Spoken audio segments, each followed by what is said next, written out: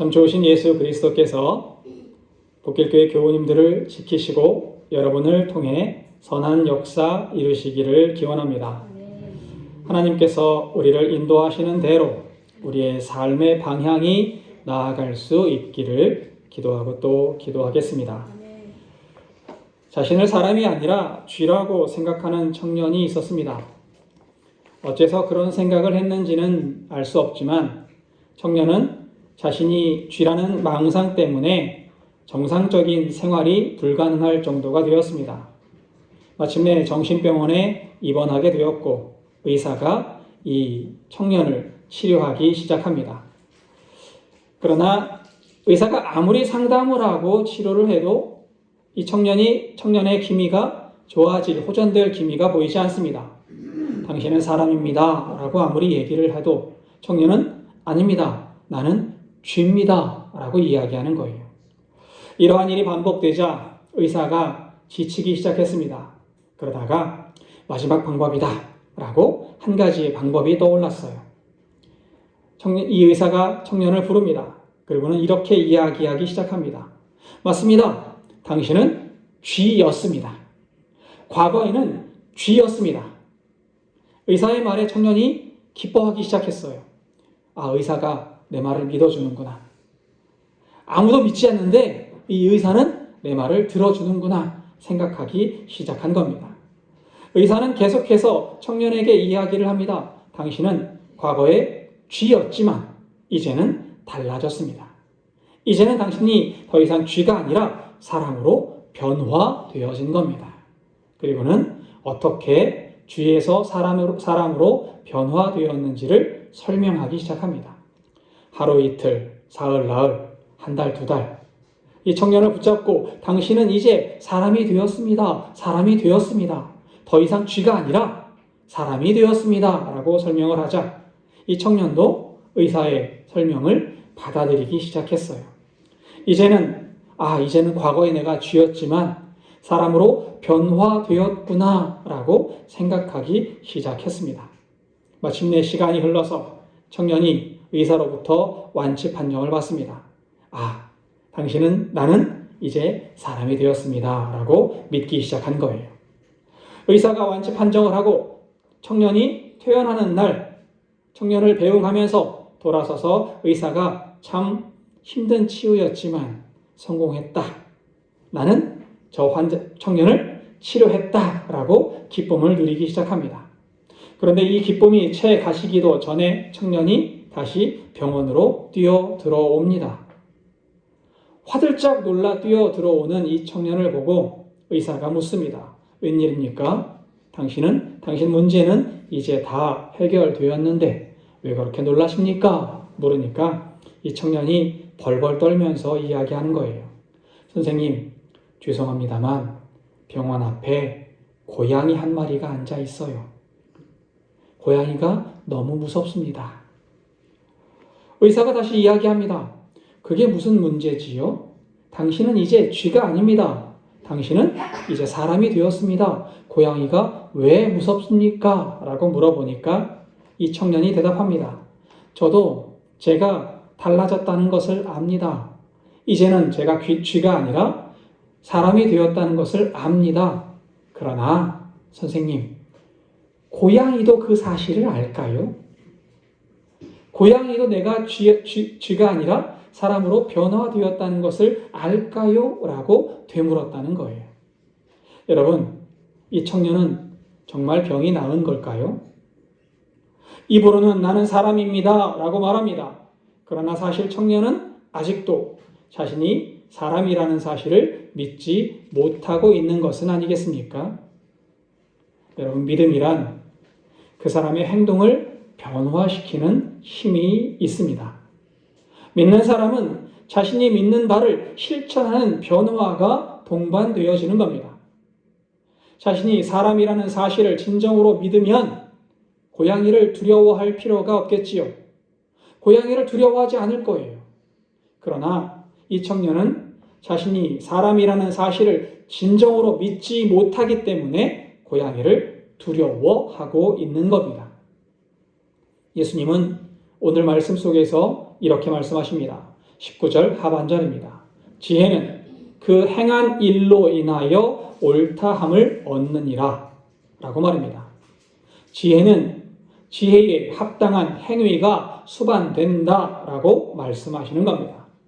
우리의 믿음에도 믿음에 합당한 실천이 동반되어야 한다는 사실을 기억하시기 바랍니다. 믿음은 믿음에 동반된 변화가 있어야 하는 겁니다. 오늘 말씀을 살펴보겠습니다. 16절과 17절입니다. 이 세대를 무엇으로 비유할까? 비유하건대 아이들이 장터에 앉아 제 동물을 불러 이르되 우리가 너희를 향하여 피리를 불어도 너희가 춤추지 않고 우리가 슬피 울어도 너희가 가슴을 치지 아니하였다 함과 같도다. 예수님께서 말씀하십니다. 이 세대의 사람들을 어떻게 비유할까? 세대라고 번역된 그리스어는 게네아라고 합니다. 본문에서는 이 게네아를 우리가 생각하는 비슷한 나이또래라는 의미의 세대라고 번역했습니다. 그러나 본문의 의미상으로는 이 단어를 게네아를 비슷한 나이대의 사람들로 생각할 수 없습니다. 이 단어는 본문에서 당시에 이스라엘 민족을 가리키는 단어, 이스라엘 민족을 가리키는 말로 사용하셨던 겁니다. 예수님은 스스로 아브라함의 자손이라고 하고 하나님의 선택받은 민족이라고 주장하는 이스라엘 백성들이 실제는 어떤 모습인지를 알려주겠다라고 말씀하시는 겁니다. 지금 이스라엘 백성들은 장터에서 친구들을 불러 놀고 있는 어린아이들과 같다라고 말씀하시는 겁니다. 어린아이들이 장터에 모여서 놀고 있습니다. 어떤 아이는 다른 아이들을 불러서 결혼식 놀이를 하자고 말합니다. 결혼식 놀이는 결혼식을 흉내내는 놀이일 겁니다. 어떤 아이는 신랑의 역할을 하고 어떤 아이는 신부의 역할을 합니다. 어떤 아이는 피리를 불고 다른 아이들은 춤을 추면서 노는 놀이, 이런 놀이를 결혼식 놀이라고 할 겁니다. 그런데 피리를 불어도 다른 아이들이 춤을 추지 않는 거예요. 결혼식에 흥겨운 잔치를 아이들이 재현하지 않습니다. 왜 그럴까요? 다른 놀이를 하자는 거예요. 결혼식 놀이, 나는 재미없어, 다른 놀이 하고 싶어 라고 억지를 부리고 있는 겁니다. 그래서 다른 아이가 또 이번에는 장례식 놀이를 하자라고 제안합니다. 메뚜기 시체를 가져다 놓고 한 아이가 장송곡을 부르면 다른 아이들이 가슴을 치면서 통곡하며 노는 거예요. 어른들의 흉내를 내는 거지요. 그러나 이 놀이도 마음에 들지 않는다고 아이들이 거절합니다. 다른 놀이를 하고 싶다고 이야기합니다. 장터의 아이들이 서로 자기가 원하는 놀이를 하려고 고집을 부리고 있는 모습, 아이들이 누가 무엇을 하자고 해도 거기에 따르지 않겠다고 고집을 부리는 모습, 이런 고집불통 아이들의 모습이 당시 이스라엘 민족과 같다라고 말씀하고 계신 겁니다. 그리고 이 말씀을 이렇게 해석해 주십니다. 18절과 19절입니다. 요한이 와서 먹지도 않고 마시지도 아니하매 그들이 말하기를 귀신이 들렸다 하더니 인자는 와서 먹고 마심에 말하기를 보라 먹기를 탐하고 포도주를 즐기는 사람이요 세리와 죄인의 친구로다 하니 지혜는 그 행한 일로 인하여 옳다함을 얻느니라. 세례자 요한이 사람들에게 와서 예수님의 길을 예비하면서 회개하라 라고 외칩니다. 그리고 자신이 외친 회개하라는 메시지에 걸맞게 먹지도 않고 마시지도 않고 금욕적인 생활을 하고 있습니다. 세례자 요한의 이러한 금욕적인 모습을 보고 금욕적인 모습은 마치 장터에서 장례식 놀이를 하는 모습을 연상시키고 있습니다. 금욕적인 모습으로 회개를 외치던 요한을 향해 이스라엘 민족은 귀신이 들렸다라고 조롱하고 있습니다. 예수님은 어떻습니까? 예수님은 병든 사람을 고쳐주셨고 죄인들을 불러 회개케 하셨고 용서해 주셨습니다. 당시의 사회에서 누구도 가까이 하지 않았던 세리와 죄인들의 친구가 되어 주셨습니다. 마치 장터 아이들의 결혼식 놀이와 같은 기쁨과 생명이 넘치는 사역을 행하셨던 겁니다. 그러나 당시 하나님의 백성이라고 주장하던 이스라엘은 예수님을 향해서 먹기를 탐하고 포도주를 즐기는 사람, 죄인들의 친구라고 역시 조롱하고 있는 겁니다. 이 말은 성경이 사람들의 말을 순화해서 쓴 말일 겁니다. 의미를 조금 살려서 좀 거칠게 이야기해보면 이스라엘 백성들이 예수님을 향해서 이 돼지, 이 술주정뱅이라고 손가락질을 하고 조롱하고 있는 거예요. 세례자 요한은 어두운 분위기로 금식하며 회개를 선포하니 귀신이 들렸다라고 조롱하고, 예수님은 생명을 살리시고 사람들과 친구가 되어주시니 주정뱅이라고 역시 조롱하고 있는 겁니다. 당시의 이스라엘은 하나님을 믿는다고 말하면서 하나님의 말씀을 선포하는 사람들, 하나님의 복음을 증거하는 사람들을 모두 다 조롱하고 거부하고 있습니다. 마치 당시의 이스라엘은 장터에서 이 놀이도 싫다, 저 놀이도 싫다라고 억지를 부리고 있는 어린아이들 같다고 말할 수 있을 겁니다. 이 말씀을 하신 후에 예수님은 덧붙이십니다. 지혜는 그 행한 일로 인하여 옳다함을 얻느니라. 믿음은 입에서 나오는 말이 아니라 믿음에 합당한 행동, 삶의 변화로 그 믿음을 드러내 보일 수 있다라는 겁니다. 마태복음 7장 21절에서 예수님은 역시 이렇게 말씀하십니다. 나더러 주여 주여 하는 자마다 다 천국에 들어갈 것이 아니요 다만 하늘에 계신 내 아버지의 뜻대로 행하는 자라야 들어가리라. 마태복음 25장 31절 이하에는 예수님께서 최후의 심판날 심판받을 사람과 하나님 나라에 들어갈 사람에 대해서 말씀하고 계십니다.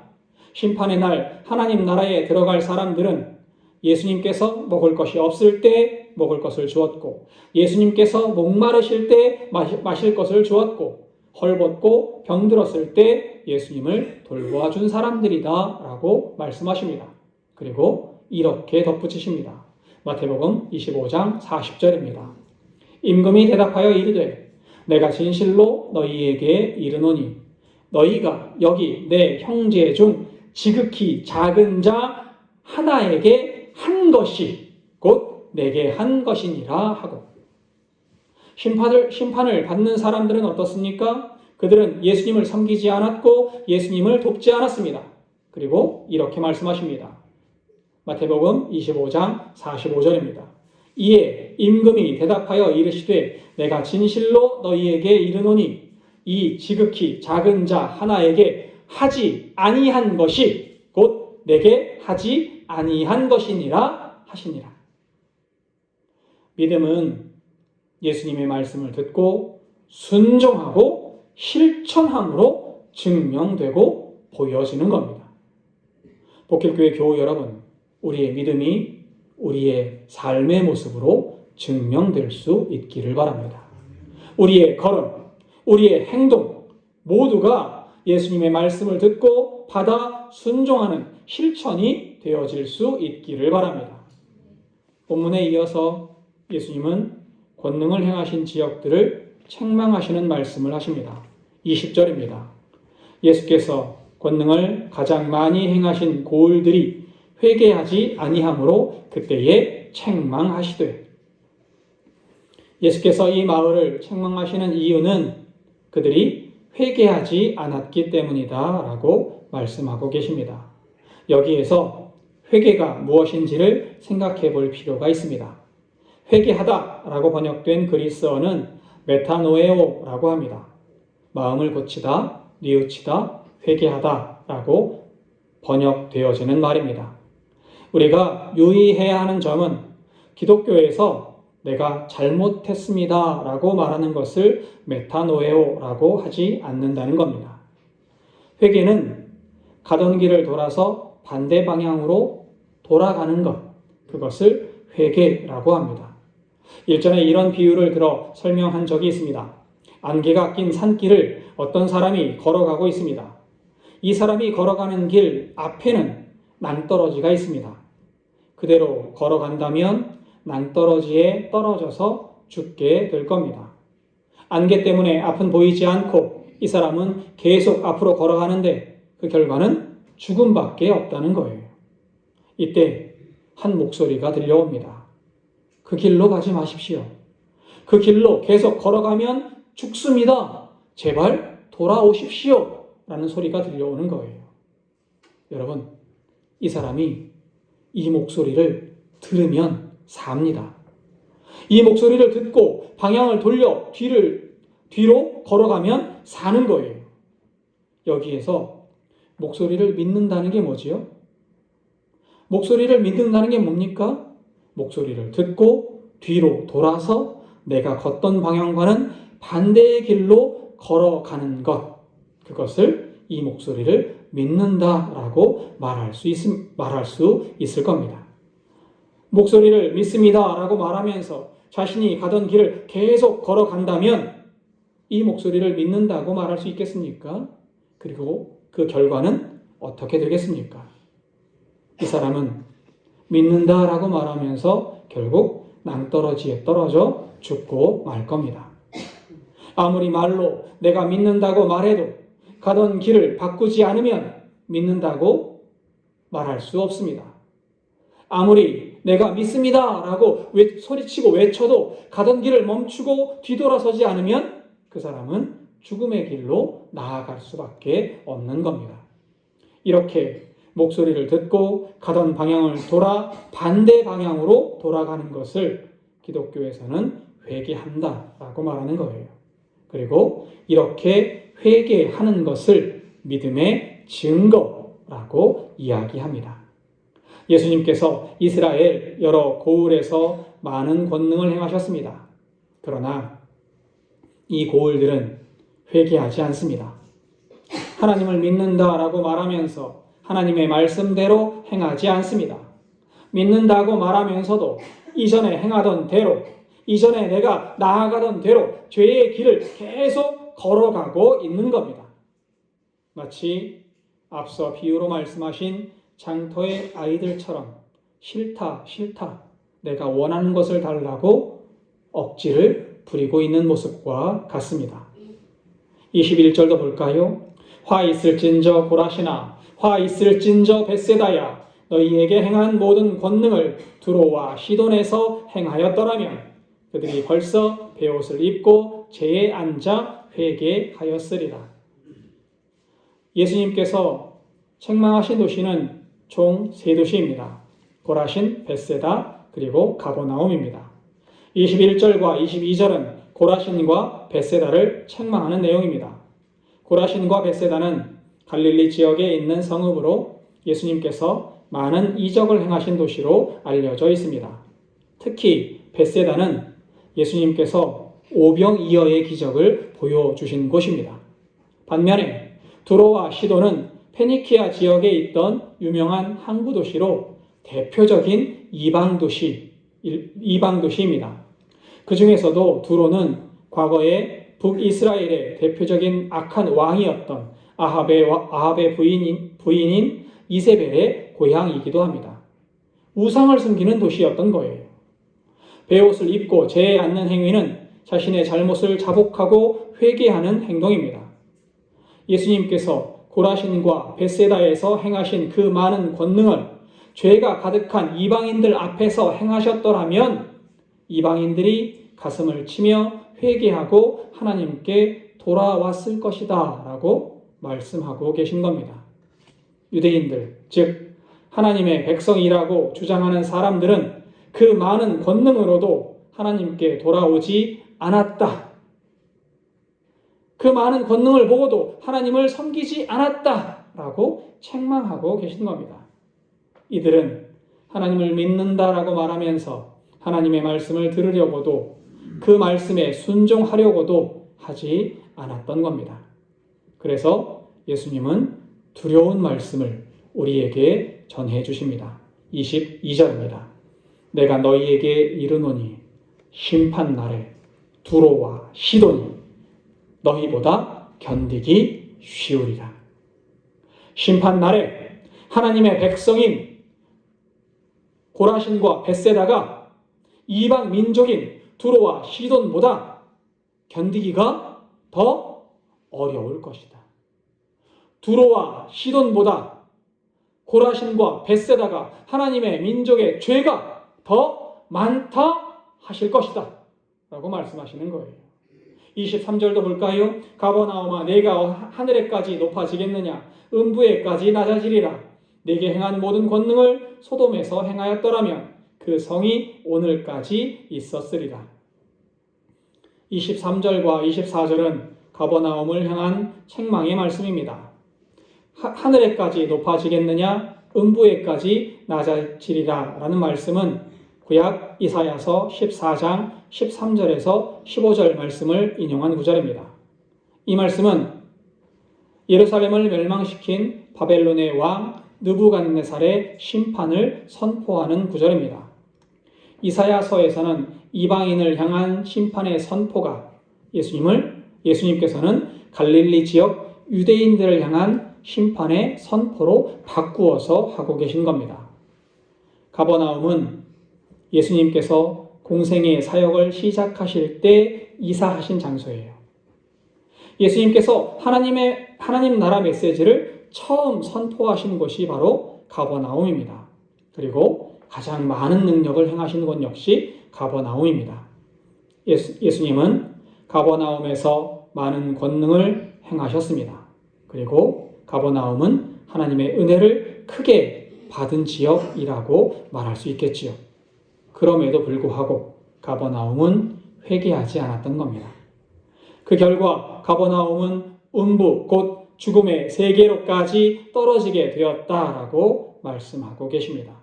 24절을 볼까요? 내가 너희에게 이르노니 심판날에 소돔 땅이 너보다 견디기 쉬우리라 하시니라. 은혜 받은 땅 가버나움이 얼마나 큰 책망을 받는지 심판의 날 소돔 땅이 가버나움보다 더 견디기 쉽다라고 말씀하십니다. 소돔은 창세기 19장에 등장하는 지역입니다. 하나님의 심판을 받은 대표적인 땅으로 알려져 있습니다. 소돔은 성경에서 죄악으로 무너진 도성의 대표적 사례로 자주 언급되는 지역입니다.